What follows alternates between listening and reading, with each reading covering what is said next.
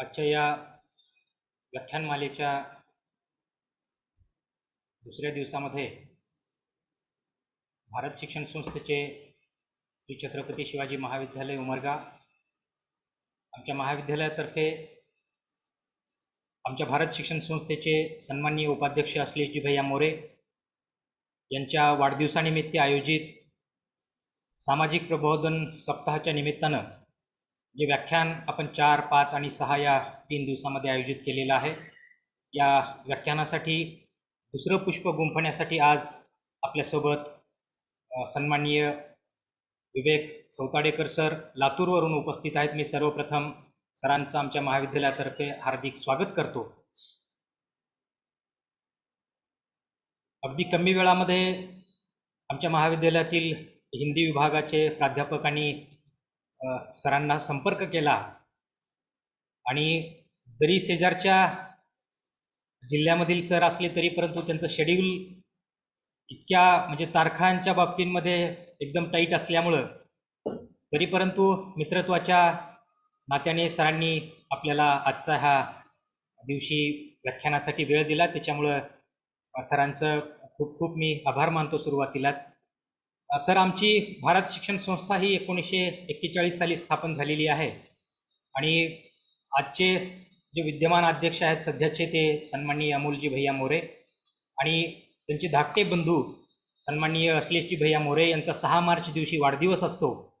त्या वाढदिवसाच्या निमित्तानं प्रत्येक वर्षी वेगवेगळे उपक्रम आपण समाजोपयोगी उपक्रम आम्ही उमरगा तालुक्यामध्येच नव्हे इतरत्रही राबवत असतो. ज्यावेळी कोरोना काळ सुरू झाला त्यावेळी सन्माननीय अश्लेषजी भैया यांनी आम्हाला सल्ला दिला, मार्गदर्शन दिलं की कसल्याही प्रकारे इतर हारपुऱ्यावर खर्च न करता समाजासाठी आपण काय करू शकतो असा एक प्रयत्न सर्वांनी करा असा सल्ला दिला, असं मार्गदर्शन केलं आणि समाजोपयोगी जे काही करता येईल ते आम्ही प्रत्येक या कोरोनाच्या काळामध्ये प्रत्येक गावाला भेटी देऊन जिथं कुठं अडचण असेल त्या ठिकाणी आम्ही अश्लेष भैयांच्या मार्गदर्शनानुसार काम करीत आहोत. उद्या 6 मार्च रोजी भैयासाहेबांचा वाढदिवस आम्ही साजरा करत आहोत. तरी या आजच्या या व्याख्यानामध्ये विवेक चौताडकर सर आपणास आमच्या या भारत शिक्षण संस्थेची थोडीशी ओळख व्हावी या अनुषंगानं आजच्या या व्याख्यानमालेच्या दुसऱ्या दिवशी या व्याख्यानमालेचा थोडक्यात प्रास्ताविक आणि आमच्या संस्थेची ओळख आपल्याला करून द्यावी याच्यासाठी मी आमच्या वाणिज्य शाखेचे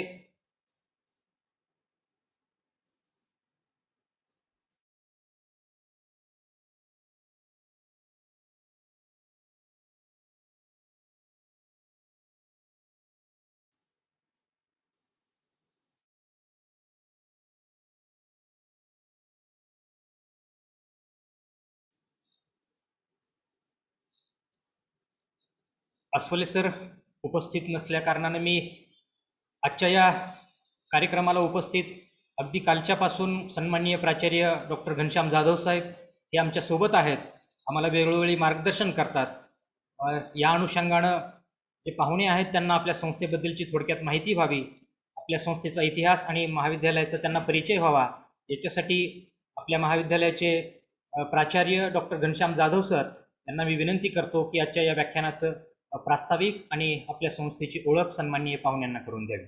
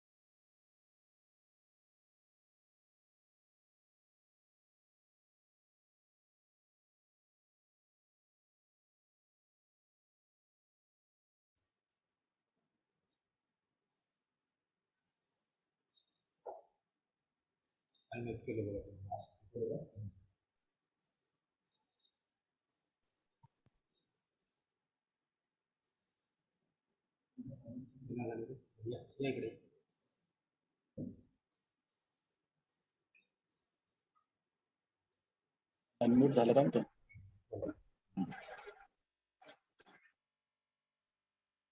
धन्यवाद सर.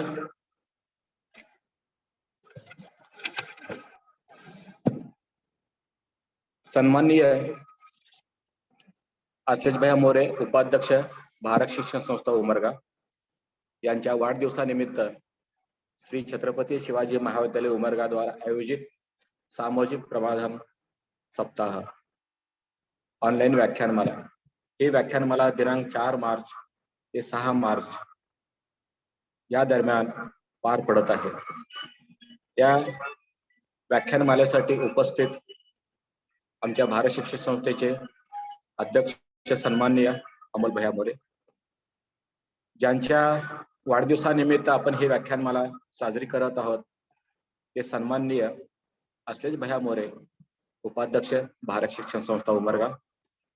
भारत शिक्षण संस्था उमरगा यांचे सर्व संचालक वर्ग, त्यासोबतच या शाखेतील सर्व पदाधिकारी, सर्व कर्मचारी, सर्व प्राध्यापक, प्राध्यापिका, विद्यार्थी, विद्यार्थिनी आणि त्यासोबतच सर्व सन्माननीय श्रोते वर्ग. आपल्याला हे आज दुसरं पुष्प आपण आज गुंफत आहेत आणि त्यासाठी वक्ते आपण निमंत्रित केलेले आहेत सन्माननीय विवेक सौताडेकर लातूर. यांचा विषय आहे श्री छत्रपती शिवाजी महाराज आणि धर्मनिरपेक्षता. तत्पूर्वी मी पाहुण्यांना या व्याख्यानमालेचं प्रयोजन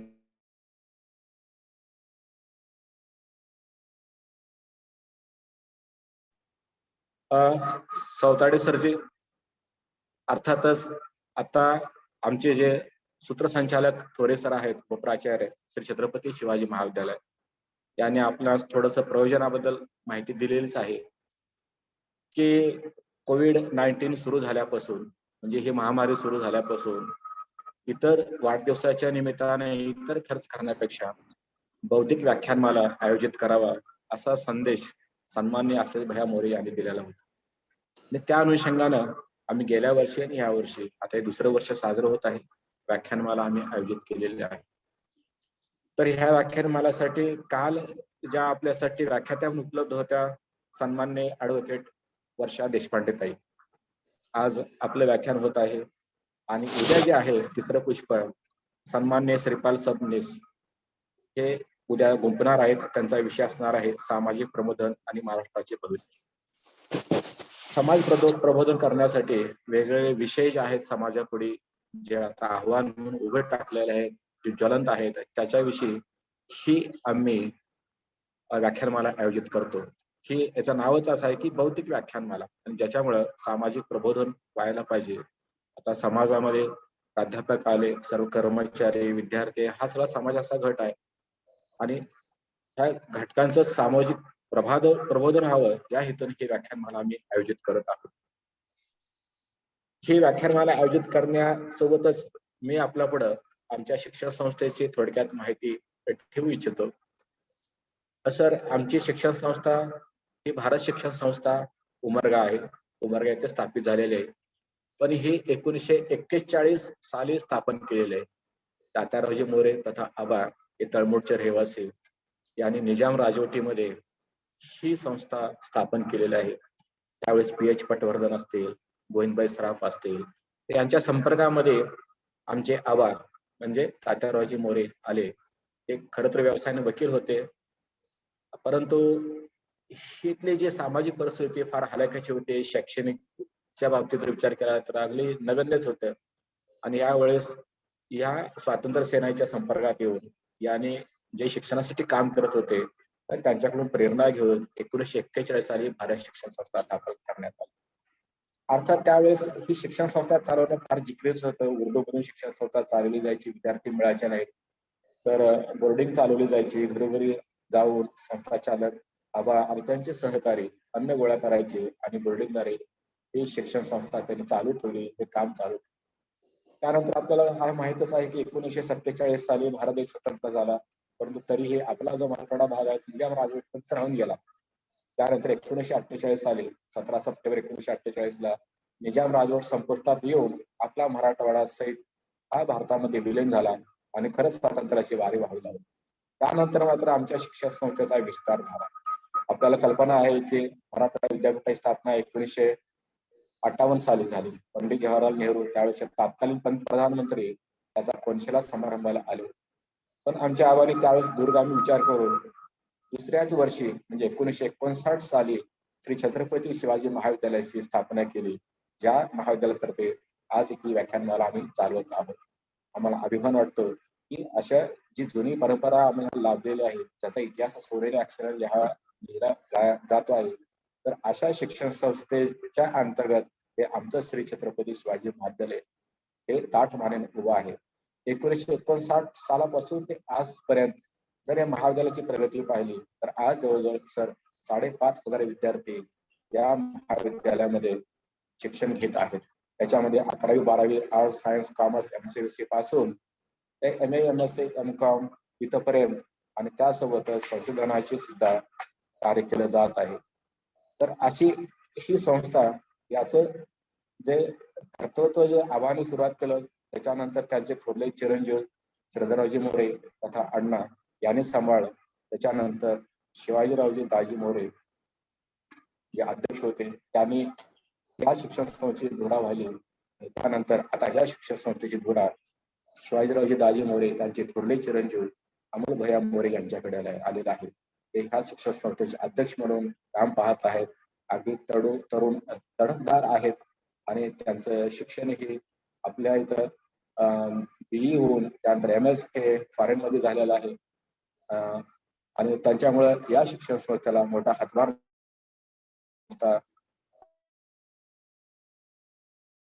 आव्हान पेलत ही आता सध्या वाटचाल करत आहे. त्यासोबतच त्यांचे धाकटे बंधू सन्माननीय आशिष भैया मोरे उपाध्यक्ष म्हणून त्यांना समर्थ साथ देत आहेत आणि ज्यांचा सध्या सामाजिक बांधिलकी आणि राजकीय बांधिलकी समोर ठेवून ते कार्य करत आहेत.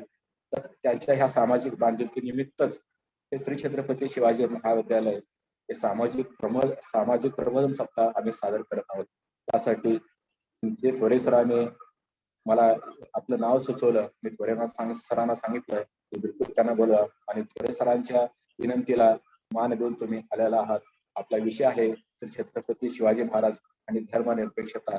तर मी सांगू इच्छितो की आमच्या महाविद्यालयाचं नाव सुद्धा श्री छत्रपती शिवाजी महाविद्यालय आहे आणि यांची एक जुनी गोष्ट तुम्हाला सांगतोय की ज्यावेळेस आमची भारत शिक्षण संस्था श्री छत्रपती शिवाजी महाविद्यालय जे स्थापन केलं त्यानंतर एक वेळ अशी आली होती की त्यावेळेस गव्हर्नमेंटची सरकारची ग्रँट नसायची आणि ग्रँट नसताना आबापुढे एक प्रस्ताव आला की तुम्ही जर आम्ही जे नाव सुचवलं ते जर नाव या तुमच्या महाविद्यालयाला दिलं तर आम्ही तुम्हाला अनुदान देऊ. आबांनी त्यावेळेस ते साफ नाकारलं. श्री छत्रपती शिवाजी महाविद्यालय हे नाव कायम राहील त्यासाठी मी बाकी काही करेल, मला तुमच्या पैशाची गरज नाही असा बाणेदारपणा त्यावेळेस आबांनी दाखवला. त्याची आम्हाला आठवण आली. खरंच अंगावर आमच्या शहारे येतात असा आमचा इतिहास आहे. सर हा इतिहास खूप मोठा आहे, खूप म्हणजे लिहिण्यासारखा आहे आणि ऐकण्यासारखाही आहे. तर आपल्याला वेळ द्यायला पाहिजे. या निमित्तानं मी थोडक्यात हा आमच्या भारत शिक्षण संस्थेचा त्यासोबतच आमच्या श्री छत्रपती शिवाजी महाविद्यालयाचा इतिहास आपल्यासमोर ठेवलेला आहे आणि मी आपल्याला विनंती करतो, थोडे सरांना विनंती करतो की त्यांनी पुढील सूत्र घ्यावी. धन्यवाद. धन्यवाद सर. छत्रपती शिवाजी महाविद्यालयाचा गौरव आणि भारत शिक्षण संस्थेचा गौरव आपण या ठिकाणी पाहुण्यांना परिचित करून दिलात. सन्माननीय विवेक चौपाडेकर सरांचा परिचय त्यांच्या व्याख्यानामधून सर्व प्रेक्षकांना होणारच आहे, परंतु व्याख्यानमालेचा आणि आमच्या सर्व प्रेक्षकांना सरांचा परिचय व्हावा या अनुषंगानं आमच्या महाविद्यालयातील झुलॉजी विभागाच्या प्राध्यापिका डॉक्टर PL सावंत मॅडम यांना मी विनंती करतो की आजचे व्याख्याते आणि त्यांचा परिचय आपण या ठिकाणी सर्व प्रेक्षकांना करून द्यावा. Doctor PL Sawant. नमस्कार. सर्वप्रथम या व्याख्यानमालेत सर्वांचे मनपूर्वक मी स्वागत करते. एका प्रतिभा संपन्न व्यक्तिमत्वाचा परिचय करून देण्याची संधी मला मिळाली. सर्वप्रथम मी संयोजकाचे आभार मानते. आजचे व्याख्याते आहेत माननीय विवेक सयाजीराव चौताडेकर. त्यांचं शिक्षण आहे MA हिंदी आणि इतिहास या दोन्ही विषयामधून त्यांनी मास्टर्स केलेले आहे. त्यानंतर B.Ed एम.फिल आणि बी.जे. या पदव्याही त्यांनी प्राप्त केलेल्या आहेत. सरांना लेखनाची, सूत्रसंचालनाची आणि वक्तृत्वाची अत्यंत आवड आहे. त्यांनी लेखनाची सुरुवात 1998 पासून केली. त्यांची अनेक पुस्तकंही प्रकाशित झालेली आहेत. त्यापैकी मातीतील मोती, बहुजन प्रतिपालक, छत्रपती शिवाजी महाराज, डॉक्टर बाबासाहेब आंबेडकर चरित्र आणि विचारधन, त्याचबरोबर आमचे नाना एक व्यक्तिचरित्र हे पुस्तके देखील त्यांची प्रकाशित झालेली आहेत. जिग्नेश्वर स्वामी, सिद्धेश्वर दैवत अशी अनेक पुस्तकं तर प्रकाशित आहेतच. त्याचबरोबर लातूर काल आणि आज, त्यानंतर सामान्य ज्ञानावर आधारित त्यांनी अनेक जिल्ह्यांच्या वरती पुस्तके प्रकाशित केलेली आहेत. त्या जिल्ह्यांचं सामान्य ज्ञान त्या पुस्तकातून त्यांनी लोकांच्या समोर आणलेलं आहे. बऱ्याच संपादकीय पदावर त्यांनी काम केलेलं आहे. त्यापैकी जलजागर विशेषांक, वैभवशाली लातूर या शासकीय पर्यटन पुस्तिकेचे ते संपादक आहेत. विभागीय शिक्षण उपसंचालक कार्यालय लातूर यांची 2008 मध्ये स्मरणिका काढलेली होती. त्या स्मरणिकेचे त्यांनी कार्यकारी संपादक म्हणून सुद्धा काम पाहिलेले आहे.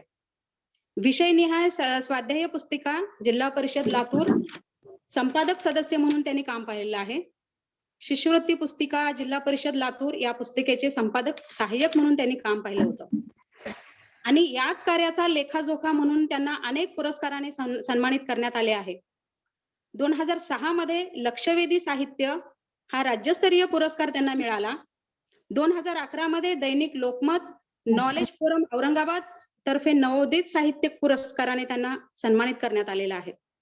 2012 मध्ये औदुंबर बट्टेवार सेवाभावी संस्थेतर्फे उत्कृष्ट सूत्रसंचालक म्हणून त्यांना पुरस्कार देऊन त्यांचा सन्मान करण्यात आलेला आहे. 2013 मध्ये इतिहास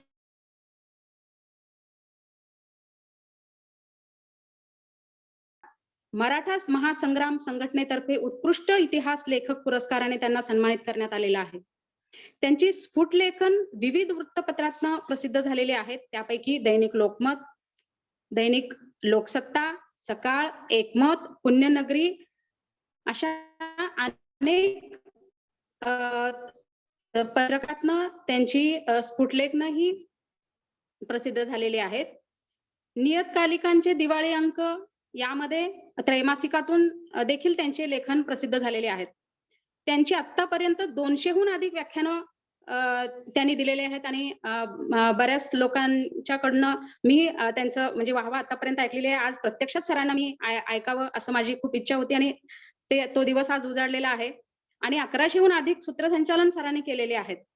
सद्यस्थितीत ते अनेक पदावर आजीव सदस्य म्हणून काम पाहत आहेत. मित्र हो, त्यांच्या कार्याची गाथा वाचून कधी संपणार नाही अशा गुणी आणि अष्टपैलू व्यक्तिमत्वाचे व्याख्यान ऐकण्यासाठी आपण अधीर झालोय.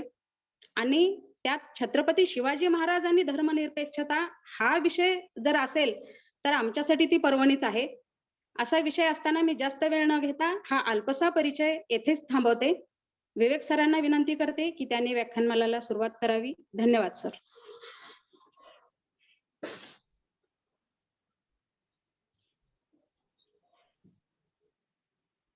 धन्यवाद.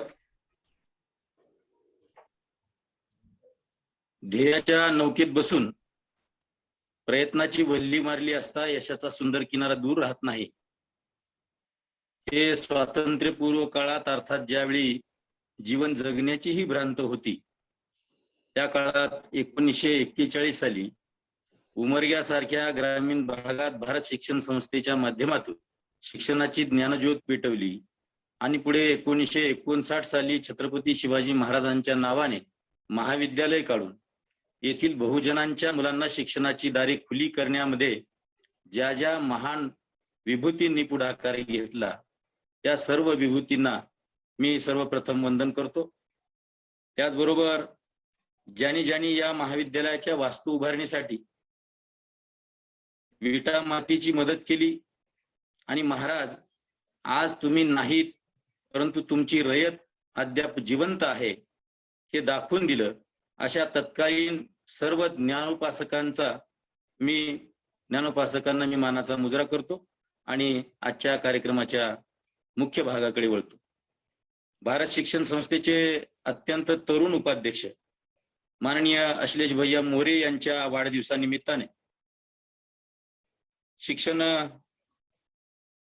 शिवाजी महाराज महाविद्यालय उमरगा यांच्या वतीने आयोजित या आभासी माध्यमाच्या द्वारे ठेवण्यात आलेल्या या व्याख्यानमालेस उपस्थित संस्थेचे सन्माननीय अध्यक्ष माननीय अमोल भैयाजी मोरे, संचालक अजिंक्य भैयाजी मोरे तथा आयोजक प्राचार्य डॉक्टर जी.एस. जाधव सर, उपप्राचार्य विज्ञान विभाग डॉक्टर व्ही.एस. इंगळे, वाणिज्य शाखेचे सन्माननीय उपप्राचार्य डॉक्टर संजयजी अस्वले, कला शाखेचे उपप्राचार्य तथा ज्यांनी सूत्रसंचलन उत्तम प्रतीने केलं असे सन्माननीय डॉक्टर डी.व्ही. थोरे सर, कनिष्ठ महाविद्यालयाचे सन्माननीय उपप्राचार्य प्राध्यापक जी.एस. मोरे सर, पर्यवेक्षक प्राध्यापक एस.ए. महामुनी, ज्यांनी मला येथे निमंत्रित केलं आहे असे माझे सस्नेही मित्र डॉक्टर सन्मुखजी मुच्छट्टे, संत कबीर प्रतिष्ठानचे माझे सहकारी आणि महाविद्यालयातील माझे सस्नेही मित्र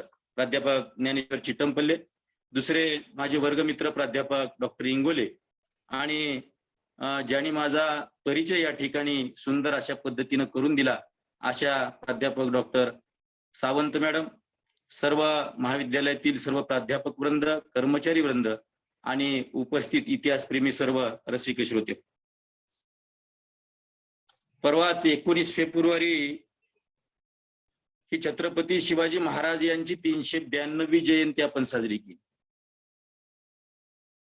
आपल्या महाविद्यालयाचे नाव आता सरांनी सांगितल्याप्रमाणे छत्रपती शिवाजी महाराजांच्याच नावाने आहे आणि मला दिलेला आजचा विषय जो आहे तोही छत्रपती शिवाजी महाराजांच्या संदर्भाने आहे. मला वाटतं हा त्रिवेणी संगम कदाचित माझ्यासाठीच तयार करून ठेवला आहे की काय असं म्हटलं तर अतिशयोक्ती ठरू नये. परवाच महाराष्ट्रातील एका मोठ्या पदस्थ व्यक्तीनं शिवछत्रपतींच्या संदर्भानं एक विवादास्पद वक्तव्य केलं आणि सबंध हिंदुस्थानामध्ये गदारोळ माजला. या गदारोळामध्ये प्रश्नोत्तर उपस्थित केले, सर्व वृत्तपत्रे भरून गेली, वृत्तवाहिन्यांवर सुद्धा ती चर्चा झाली. असं का होतं? छत्रपती शिवाजी महाराज हे सर्वांचं आराध्य आहे, आमच्या सर्वांची अस्मिता आहे. छत्रपती शिवाजी महाराजांच्या संदर्भात जर कोणी अपउद्गार जर काढले तर त्याची चर्चा महाराष्ट्रामध्ये आणि सबंध हिंदुस्थानमध्ये होणारच हे आपण वेळोवेळी दाखवून दिलेलं आहे. पाठीमागं असंच एका पुण्याच्या नगरसेवकाने अशाच पद्धतीचे उद्गार छत्रपती शिवाजी महाराजांसंदर्भात काढले. त्यांना पोलीस प्रशासनाने अटक केली, कैदेत टाकलं. तर कैदेत गेल्यानंतर कैद्यांनी सुद्धा त्याला चोप दिला. जे शिवछत्रपतींचे वारस हे नसानसात आहेत, हे ठिकठिकाणी आहेत. कैद्यांना सुद्धा शिवछत्रपतींविषयी एक विशिष्ट पद्धतीचं प्रेम आहे. या ठिकाणी शिवछत्रपतींविषयीचे अपउद्गार कुणीही सहन करू शकत नाही हे वेळोवेळी आम्ही दाखवून दिलं आहे. त्यामुळं हे शिवछत्रपती शिवाजी हे नावासारखं नाव, परंतु काय किमया या नावाने केली ठाऊक नाही.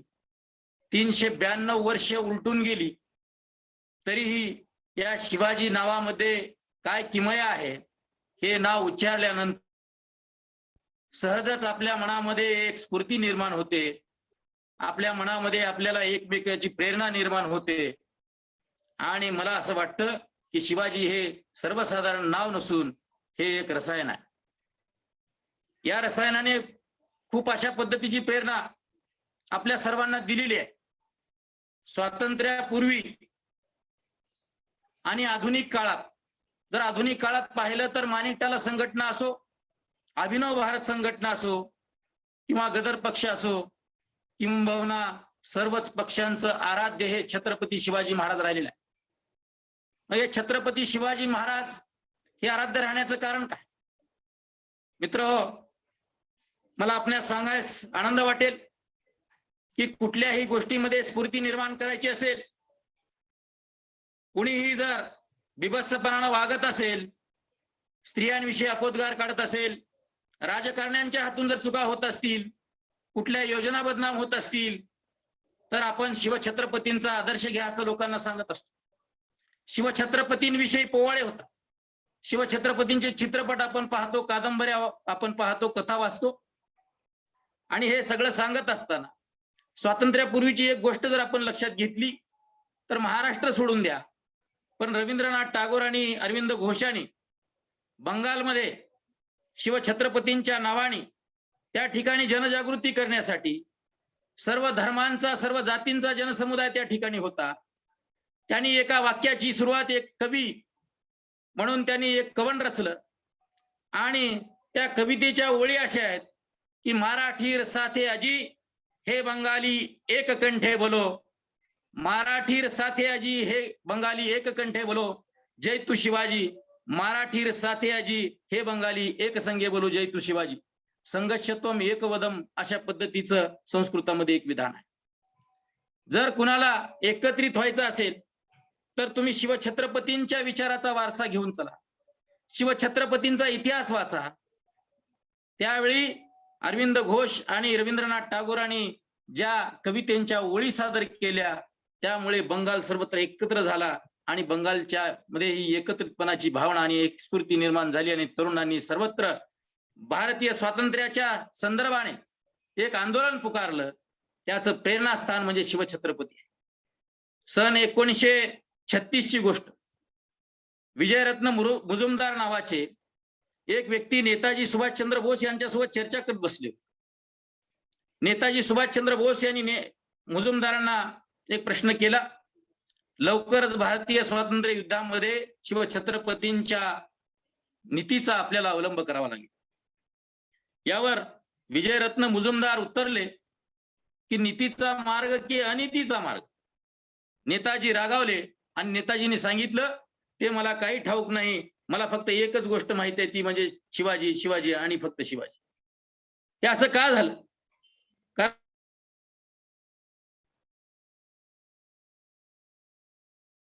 छत्रपती हे एक मोठं अधिष्ठान आहे. आज हिंदुस्थानामध्येच नाही तर परदेशामध्ये सुद्धा आपण जर जाऊन जर पाहिलात तर आपल्या लक्षात येईल शिवछत्रपतींचा महिमा किती मोठा आहे. लातूर जिल्ह्याचे माजी पालकमंत्री इंग्लंडला गेले होते. लंडन या ठिकाणी गेलेले असताना त्या ठिकाणी एक विजयस्तंभ होता. तो विजयस्तंभ पाहण्यासाठी अनेक लोक गर्दी करतात. माजी पालकमंत्री त्या ठिकाणी गेले आणि माजी पालकमंत्र्यांनी सांगितलं, हा स्तंभ कसा आहे? त्यांनी सांगितलं, जगातील 100 जे महान योद्धे होते या सर्व महान योद्ध्यांच्या नावाचा हा स्तंभ आहे. यांना एक उत्सुकता होती, शिवछत्रपतींचं नाव या 100 लोकात असेल की नाही.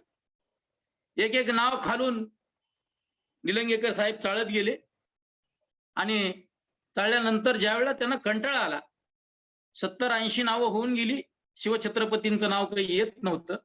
त्यांना असं वाटलं की हा इंग्रजांचा कावा आहे, यांनी शिवछत्रपतींचं नाव वगळलेलं, एवढ्यावरती शिवछत्रपतींचं नाव असण्याचं काही कारण नाही. त्यांनी गाईडला उत्सुकतेपोटी विचारलं आणि गाईडला विचारल्यानंतर गाईडने सांगितलं, तुम्ही आणखी वरती जावा. ज्या वेळेला पाहिलं, वरती गेले 91, 92, 93 असे सगळे क्रमांक म्हणजे उलट गणना होत होती. ज्या वेळेला 3, 4, 3, 2 अशा पद्धतीनं आल्यानंतर शेवटी पुन्हा मान उंचावली आणि वरती पाहिलं तर क्रमांक 1 ला ते नाव होतं छत्रपती शिवाजी महाराज. म्हणजे सांगण्याचा उद्देश असा आहे की केवळ भारतातच नाही तर जगाने मान्य केलेलं हे अस्तित्व आहे. मग शिवछत्रपतींच्या संदर्भानं आजचा विषय मला एक असं वाटलं की शिवछत्रपतींची कारकीर्द, शिवछत्रपतींचा इतिहास कुणाला ठाऊक नाही. किंबहुना महाराष्ट्रात जन्मलेल्या तर सगळ्या मराठी जनांना माहित आहे, हिंदुस्थानात जन्मलेल्या सगळ्या लोकांना माहित आहे. 4थीच्या इतिहासापासून आपण शिवछत्रपतींचा इतिहास वाचतो. मग मी नव्यानं सांगावं ते काय? मला असं वाटलं की आजची जी परिस्थिती आहे, आज आपण रशिया आणि युक्रेनचा संघर्ष आपण पाहतो, तो जातीमधला संघर्ष आहे. धर्मामध्ये आपण संघर्ष पाहतो, मुस्लिम राष्ट्रांमध्ये संघर्ष होतो. भारतामध्ये तीच परिस्थिती आहे. त्यावेळेला आणि या अशा शिवछत्रपतींचं जर पारायण जर नाही झालं, शिवचरित्राचं जर पारायण जर नाही झालं, तर मला असं वाटतं की आपल्यासारख्या अभ्यासकांनी विशिष्ट वेळी ते प्रयोग केलेला नाही. त्यामुळं आपली हार आहे त्यामुळं मला असं वाटलं की आजचा विषय जो आहे छत्रपती शिवाजी महाराज आणि त्यांची धर्मनिरपेक्षता असा विषय घेऊन आपण त्या विषयाच्या अनुषंगानं आपण रसिक श्रोत्यांशी चर्चा करावी. आता धर्मनिरपेक्षता हा फार मोठा शब्द आहे. धर्मनिरपेक्षता याच्यामध्ये जातीवाद सुद्धा आहे. धर्मनिरपेक्षतेच्या अनुषंगानं बोलत असताना आता जो जातीवाद चाललेला आहे आणि शिवछत्रपतींना एकमेकासाठी स्वार्थापोटी आपल्याला ओढण्याचं जी स्पर्धा लागलेली आहे, तुम्ही पक्षामध्ये जावा, हिंदू धर्मियांचा वेगळा छत्रपती शिवाजी आहे, त्याच्यामध्ये हिंदूंच्या संघटनेमध्ये त्यांचा वेगळा शिवाजी आहे, शाहिरांचा वेगळा शिवाजी आहे, कादंबरीकारांचा वेगळा शिवाजी आहे, आणि जे शिवछत्रपतींनी आयुष्यात जे जगले नाही, जे केलं नाही, तेच इतिहासात मांडलं जातं, हे आपलं दुर्भाग्य आहे. मग हे कुणीतरी बोललं पाहिजे. जे शिवछत्रपतींनी केलंच नाही ते जर तुम्ही मांडत असाल, जर जातीवादी छत्रपती शिवाजी म्हणून जर तुम्ही जर छत्रपतींकडे पाहत असाल, तर आपल्यासारख्यांचं आद्य कर्तव्य आहे की आपण राजरोसपणानं आणि ठोसपणानं हे सांगितलं पाहिजे की शिवछत्रपती हे जातीवादी नसून ते धर्मनिष्ठ, केवळ एका धर्माचे नसून ते धर्मनिरपेक्ष अशा पद्धतीचं एक व्यक्तिमत्व होतं. त्यासाठीचा आजचा हा विषय घेतला. याच्यासाठीची पार्श्वभूमी पाहत असताना मी थोडंसं लक्ष आजच्या परिस्थितीवर आपलं वेधू इच्छितोय. आपल्यामध्ये दोन विभाग आहेत सर्वसाधारणपणे समाजामध्ये. एक विभाग असं म्हणतो की गो ब्राह्मण प्रतिपालक छत्रपती शिवाजी, म्हणजे त्यांचं मत असं आहे की गायींना आणि ब्राह्मणांचे पालक असणारे छत्रपती शिवाजी. एक वर्ग असा आहे की बहुजन प्रतिपालक छत्रपती शिवाजी. त्यांचं म्हणणं आहे की बहुजन प्रतिपालक, बहुजनांचे प्रतिपालक, बहुजनांचे पालक छत्रपती शिवाजी, अशा पद्धतीचे दोन वर्ग आहेत हे आपल्या सर्वांना ज्ञात आहे. माझं असं मत आहे, शिवाजी महाराज ब्राह्मणांचे पालक होते आणि इतर जाती धर्मियांचे सुद्धा पालक होते. म्हणून आम्ही असं म्हणतो की छत्रपती शिवाजी महाराजांना आपण गोजन प्रतिपालक असं म्हटलं पाहिजे. गायींचे तर पालक होते, परंतु जन म्हणजे सर्वजण. खऱ्या अर्थानं बहुजनांचा सुद्धा अर्थ तशाच पद्धतीचा. जिथं 100 लोकांपैकी सर्वाधिक लोक एकत्रित येतात, बहुजन, सर्वाधिक लोकसंख्येनं लोक येणारे, त्याला आपण बहुजन असं म्हणतो. परंतु त्याचा विपर्यास काढून पुन्हा दोन वर्ग याच्यामध्ये निर्माण केले आहेत, ते स्वार्थासाठी निर्माण केले आहेत. असो, शिवछत्रपतींचं धर्मनिरपेक्ष धोरण पाहत असताना आपल्या एक लक्षात आलं पाहिजे की कुठलीही गोष्ट ठरत असताना त्याच्या पाठीमागे एक पार्श्वभूमी असते. ती पार्श्वभूमी कशी? तर आपण शिवछत्रपतींचे ज्यावेळेला आपण पूर्वज पाहतो, त्यावेळेला बाबाजी भोसले, त्यांचे सुपुत्र मालोजी, मालोजींचे सुपुत्र शहाजी आणि शरीफजी. धर्मनिरपेक्षता ही शिवछत्रपतींना पूर्वजांपासूनच आलेली आहे, नव्हे तर ही त्यांची पारिवारिक देण आहे. त्यांच्या परिवारामध्ये धर्मनिरपेक्षता हे धोरण पूर्वीपासून होतं. त्याचं आपल्याला ज्वलंत उदाहरण जर पाहायचं असेल तर मी सांगू इच्छितो की मालोजी राजांना मुलं नव्हती आणि त्यावेळेला नवस साहेस वगैरे अशा पद्धतीचे काही प्रकार होते. त्यांची श्रद्धा हिंदू देवतांप्रमाणेच सुफी पंथांच्या संतांवरही होती. अहमदनगरमध्ये शहा शरीफ नावाच्या एका संताची दर्गा होती, सत्पुरुषांची दर्गा होती. त्या सत्पुरुषांच्या विचाराचा प्रभाव हा मालोजी राजांवर होता आणि मालोजी राजांनी त्यांच्या श्रद्धेनं त्यांना नवस बोलला आणि त्यांना 2 सुपुत्र झाली. त्याच्यामुळं मालोजी राजांनी त्यांच्या 2 सुपुत्रांची नावं ही शहाजी आणि शरीफजी, म्हणजे शहा शरीफ दर्गा, शहा शरीफ हे त्या मुस्लिम सुफी संताचं नाव आहे. त्यामुळं हिंदूंबरोबर मुस्लिम सत्पुरुषांनाही मानण्याची प्रथा ही शिवछत्रपतींच्या पूर्वजांच्या कार्यकाळापासूनच होती. त्यामुळं पहिल्यांदा आपल्याला पाहायला मिळतं की धर्मनिरपेक्षतेचे एक उदाहरण जर कोणतं असेल तर शहा शरीफच्या नावाने, एका मुस्लिम संताच्या नावाने जे शहाजी आणि शरीफजी ही नावं जी ठेवली, त्यामध्ये सुद्धा आपल्याला धर्मनिरपेक्षता आपल्याला पाहायला मिळते. ज्या वेळेला शिवछत्रपतींनी आपल्या राजकारणाची सुरुवात केली. राजकारणाची म्हणण्यापेक्षा ज्या वेळेला 1645 साली शिवछत्रपती 15 वर्षाचे होते आणि शिवछत्रपतींनी हिंदवी स्वराज्याची स्थापना त्याच्या संदर्भाने शपथ घेतली, त्यावेळेला मावळ प्रांतांमध्ये जे 24 मावळ होते, जे 12-12 मावळांचे 2 भाग होते, अशा 24 मावळांमध्ये जे राहणारे विविध जाती धर्मांचे जे लोक होते, मावळा म्हणजे मामा, तर प्रत्येकाला ते मावळा असे संबोधत होते आणि प्रत्येकामध्ये एक गोपाळकाला करण्याची प्रथा शिवछत्रपतींची होती. सगळ्याच्या कुणाच्याही घरी जाऊन चटणी भाकर खाणं हा शिवछत्रपतींचा धर्मच होता, नव्हे तर ती सवय होती. तिथे एक आपल्याला धर्मनिरपेक्षतेचं उदाहरण आपल्याला पाहायला मिळतं.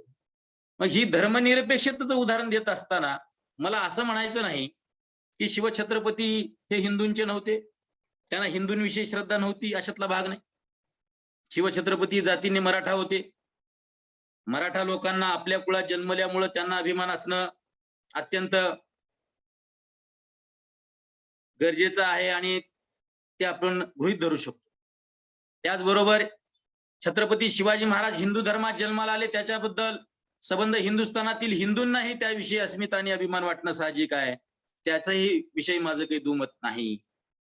आणि त्याच्याही पलीकडे जर आपल्याला जर सांगायचं असेल तर शिवछत्रपती हे आपल्या धर्माविषयी, धर्माचे तर रक्षक होते, गायींचे रक्षक होते. त्यांनी परधर्मातील ज्या काही राजांनी जे अन्याय अत्याचार आपल्या प्रजेवर केले, रयतेवर केले, त्याच्या विरुद्ध लढून आपल्या धर्माचं रक्षण केलेलं आहे. हिंदू धर्मांवर त्यांचं प्रेम होतं. देवळांना वगैरे, देवदेवतांना, कार्यक्रमांना, धार्मिक कार्यक्रमांना, धार्मिक विधींना ते दान धर्म करायचे. परंतु त्याचबरोबर कधीही इतिहासामध्ये असा एकही प्रकार झालेला नाही की त्यांनी परधर्माच्या संदर्भानं काहीतरी अपोद्गार काढलेले आहेत, परधर्माच्या अनुषंगानं काहीतरी विशिष्ट प्रकारच्या कार्यवाही प्रस्तावित केल्यात, अशा पद्धतीचं एकही उदाहरण आपल्याला त्या ठिकाणी पाहायला मिळणार नाही. त्यामध्ये मग आता हे पुढच्या काळामध्ये हे अशा प्रथा का सुरू झाल्या? शिवछत्रपतींना कुठेतरी एका जातीमध्ये, एका धर्मामध्ये बांधण्याची प्रथा का सुरू झाली? आपले पोवाडे कुठल्याही शाहिराला, कुठल्याही बखरकाराला, कुठल्याही कादंबरीकाराला, कुठल्याही चित्रपटाच्या दिग्दर्शकाला आणि निर्मात्याला, कुठल्याही कथाकाराला आणि कुठल्याही त्यामध्ये उगीचच भरकटून जाणाऱ्या वक्त्याला सुद्धा आपलं वक्तृत्व चांगलं व्हावं, प्रभावी व्हावं, श्रोत्यांना खेळतं ठेवावं, या दृष्टिकोनातून त्यांनी काही अंधश्रद्धा त्याच्यामध्ये मिळवण्याचं काम केलं. शाहिरांनी अशा काही गोष्टी त्याच्यामध्ये घातल्या, बखरकारांनी अशा काही गोष्टी त्याच्यामध्ये घातल्या ज्या कधी झाल्याच नाही. त्याचं दैवतीकरण त्या ठिकाणी समोर आलेलं आपल्याला दिसतं. दैवतीकरण जर आपण जर पाहिलं तर आपल्याला श्रीशैल्यम हे ठिकाण माहित असेल. श्रीशैल्यमला शिवछत्रपती ध्यानस्थ बसलेल्या मुद्रेमध्ये असलेले एक मंदिर आहे. शिवछत्रपतींना त्या ठिकाणी दैवतीकरण म्हणजे देव मानलेला आहे आणि शिवछत्रपती हे देव होते. त्यांना भवानी मातेनी भवानी तलवार दिली आणि भवानी तलवार दिल्यामुळं त्यांनी आतापर्यंत एवढे पराक्रम गाजवले, अशा पद्धतीची एक अंधश्रद्धा लोकांमध्ये सोडण्याचं काम हे बखरकारांनी आणि पुढच्या पोवाडेकारांनी आणि कादंबरीकारांनी केली. आणि मग हाच इतिहास पुढं आपल्या गावोगावी आणि पुढच्या पिढींपर्यंत अशाच पद्धतीनं येत राहिला. आणि मग आपल्याला उगीच वाटलं की शिवछत्रपतींच्या संदर्भात मग आख्यायिका, चमत्कारिक घटना, शिवछत्रपतींना उडता येत होतं, शिवछत्रपतींना जादू येत होती म्हणून ते पेठाऱ्यातून निसटू शकले वगैरे वगैरे, अशा पद्धतीच्या अंधश्रद्धा त्या ठिकाणी आणि आख्यायिका पसरवण्याचं काम केलं. म्हणजे शिवछत्रपतींचं दैवतीकरण केलं. सिंधुदुर्गच्या किल्ल्यामध्ये राजारामांच्या काळामध्ये शिवछत्रपतींचं मंदिर बांधण्यात आलं. म्हणजे शिवछत्रपतींचं दैवतीकरण त्या ठिकाणी झालेलं आहे. म्हणून हा हिंदूंचा शिवाजी आणि मुस्लिम द्वेष्टा शिवाजी अशा पद्धतीची एक प्रतिमा निर्माण करण्याचं काम काही लोकांनी, काही इतिहासकारांनी त्यावेळेला करण्याचं काम केलं. म्हणून आज आपण पाहतो की शिवछत्रपतींचं नाव घेतलं की मग उगीच कुणाला तरी असं मुस्लिम लोकांना असं वाटतं की बाबा मग हे हिंदूंविषयी जय भवानी जय शिवाजीचे आपण नारे देतो. अहो, शिवाजी महाराजांच्या धार्मिक धोरणाविषयी जर आपण जर पाहिलं, धर्मनिरपेक्ष धोरणाविषयी जर पाहिलं तर आपल्या लक्षात येईल की एकदा औरंगजेबाने झिजिया नावाचा एक कर जनतेवर लादला होता. जनतेवर लागल्यानंतर हा कर कुणासाठी होता? हा मुस्लिमेतर लोकांसाठी म्हणजे हिंदूंसाठी कर होता. त्यावेळेला शिवछत्रपतींनी पारसी भाषेतून एक पत्र लिहिलं औरंगजेब बादशाला. त्यांनी सांगितलं की आपले पंजोबा सम्राट अकबर आणि त्यांच्यापासून पुढं शहाजहान जहांगीर पर्यंत म्हणजे आपल्या पिताश्री शहाजहान पर्यंत कुठल्याही व्यक्तीनं अशा पद्धतीचा एकाच धर्मियांवर कर लादलेला नाही. आपल्या कुराणामध्ये हा अल्लाह जो आहे तो मुस्लिमांचा नाही तर सर्वांचा आहे असं सांगितलंय. त्याच्यामुळं हा कर आपण लादणं बरोबर नाही. हे धर्माच्या विरोधात आहे, तुमच्या कुराणाच्या सुद्धा विरोधात आहे असं ठणकावण्याचं काम त्यावेळेला छत्रपती शिवाजी महाराजांनी केलं. हे जे औरंगजेबाने केलं तशा पद्धतीचा कर किंवा कुठल्याच पद्धतीची कुठलाच कायदा हा शिवछत्रपतींनी केलेला आपल्याला आढळत नाही. उलट आपल्याला हे प्रजेनं आणि आत्ताच्या जनतेनं आपण एक लक्षात घ्यायला पाहिजे, जे दैवतीकरण झालं आणि दैवतीकरणाच्या पुढचं सांगतो मी तुम्हाला की इसवी सन 1677च्या एका प्रसंगावर यादवाड जिल्हा धारवाड कर्नाटकामध्ये आहे. त्या ठिकाणी यादवाडमध्ये एक दोन शिवछत्रपतींचे शिल्प सापडलेले आहे. एक शिवछत्रपती मांडीवर एका मुलाला घेऊन एक आहे आणि एक घोडेस्वार झालेलं एक शिवछत्रपतींचं शिल्प सापडलेलं आहे.